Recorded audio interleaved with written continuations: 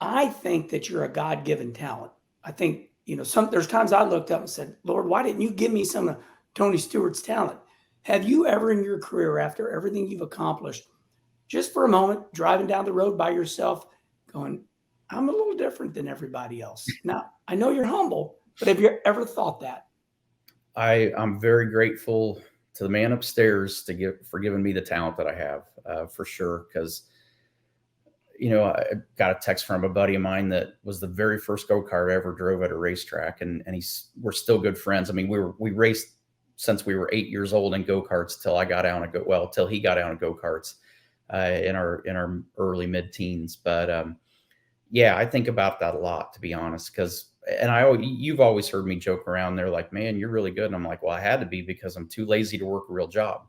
Yeah. And but then years go on, and you realize there's not a lot of truth to that in all reality.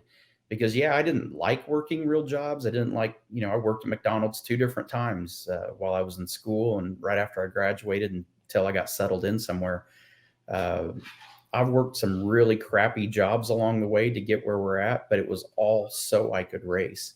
And I've realized in motorsports, people don't realize how much work's involved in it from a driver standpoint. Now, you talk about car owners and crew guys, ton of work involved, but it's equally taxing for us as drivers because we constantly have to think about what we're doing. I mean, you take guys nowadays, this day and age, most guys are very single lane on what they want to run. When they're young, their parents, the soccer mom and dads are in full swing in motorsports now too, and they have their kids' path planned for them, and their kids buy right into it, and it's a single dimensional plan. They're either going an Indy car route, they're going a NASCAR route, they're going a sprint car route, one or the other. That's what I And you see. hopped and weaved.